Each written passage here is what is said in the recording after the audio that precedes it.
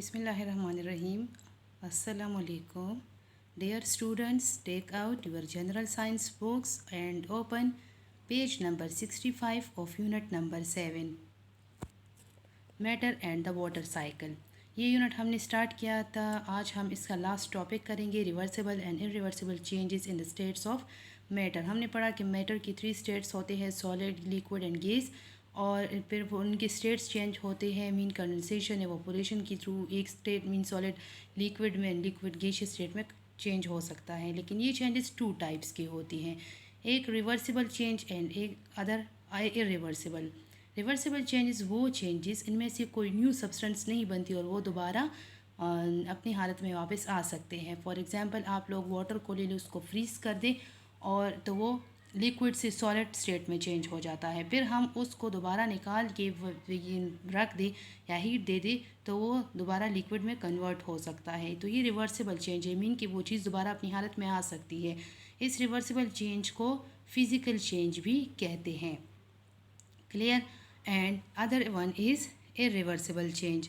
Irreversible change जो होते हैं ये परमानेंट चेंज, मीन कि एक दफ़ा एक चीज़ में से चेंजेस आ जाती हैं। जैसे हम फूड कुक करते, वेजिटेबल्स कुक करते हैं, तो कुकिंग के बाद वो अपनी हालत में दोबारा वापस रॉ मटेरियल उससे नहीं बन सकती। जैसे आपको एक बुक में ये फ्राइड एग्स दी है, तो क्या ये दोबारा आप लोग अपने कंडीशन में वापस ला सकते हैं? No.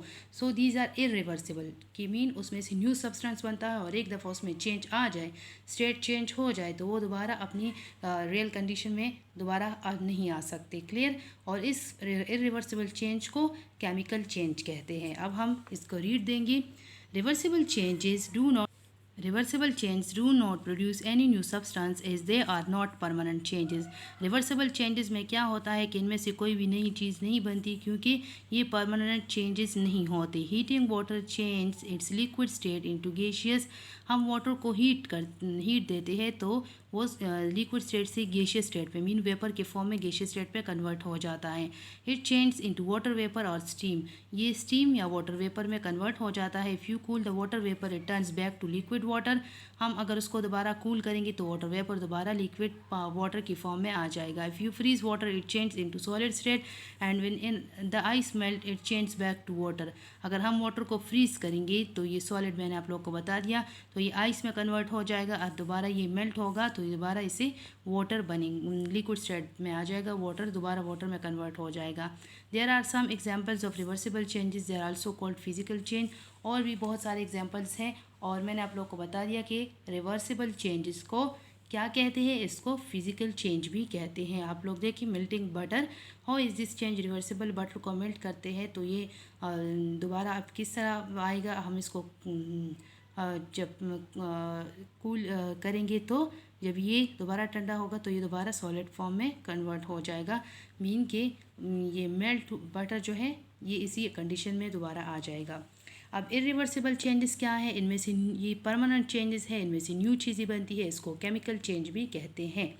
Irreversible changes are permanent changes, ये परमानेंट चेंजेस है। These changes produce a completely new material, इनमें से बिल्कुल नई सब्सटेंसेस, नई मटेरियल बनते हैं। A simple example of this is cooking food, it leads to an irreversible change. You can not turn a boiled or fried egg back into a raw egg, they are also called chemical changes. ये irreversible change क्या है, ये physical changes है, sorry ये chemical change है, permanent change है। इसमें एक दफ़ा नई चीज़ बन जाती है तो हम दोबारा उसको अपनी हालत में वापस नहीं ला सकते, तो इसको क्या कहते हैं, you can not turn a boiled और फ्राइड एग। आप लोग एग को बॉयल करें या उसको फ्राई करें तो हम दोबारा उसको अपने कंडीशन में वापस नहीं ला सकते। और इन चेंजेस को क्या कहते हैं, इनको केमिकल चेंजेस भी कहते हैं। आप लोगों को डायग्राम दिखाया गया है फ्राइड एग्स का। How is this change irreversible, ये किस तरह इरिवर्सिबल है, क्योंकि ये दोबारा हम जो एक दफ़ा हम इसको फ्राई करें या बॉईल करें तो ये दोबारा इसको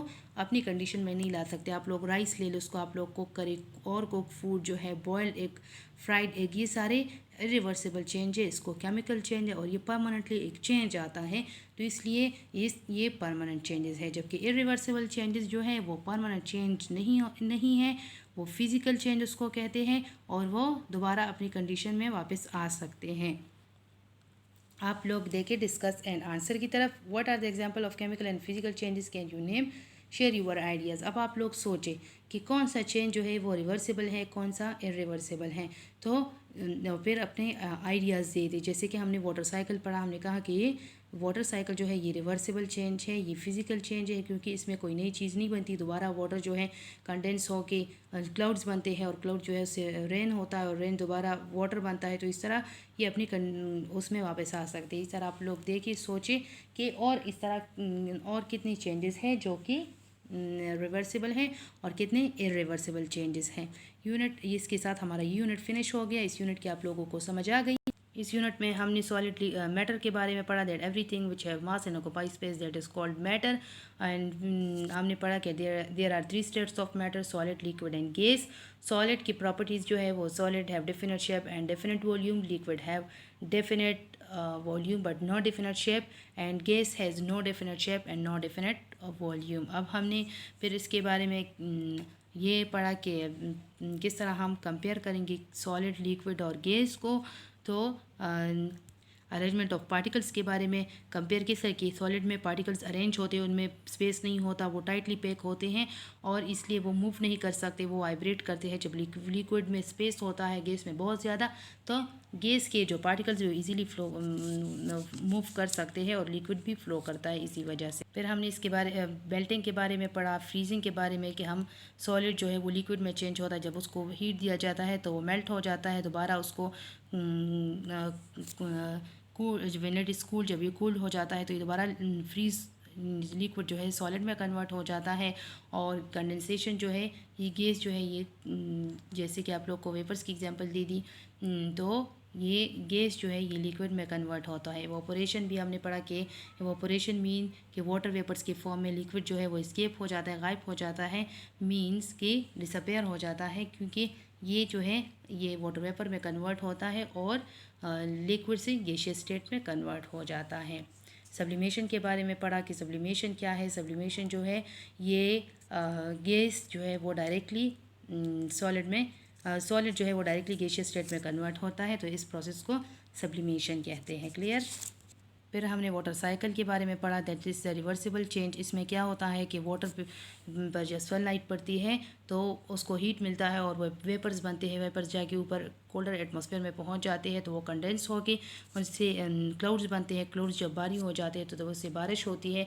तो इस तरह ये रिवर्सिबल चेंज है और ये बार बार होता रहता है। और आज हमने रिवर्सिबल और इरिवर्सिबल चेंजेस के बारे में पढ़ा कि रिवर्सिबल चेंजेस जो है they are also called physical change, they are not permanent change, क्योंकि इसमें कोई नई चीज़ नहीं बनती। और इरिवर्सिबल चेंज जो है ये परमानेंट चेंज है और इसमें से न्यू सब्सटेंसेस बनते हैं and they are called chemical changes. इसके साथ हमारा यूनिट फिनिश हो गया।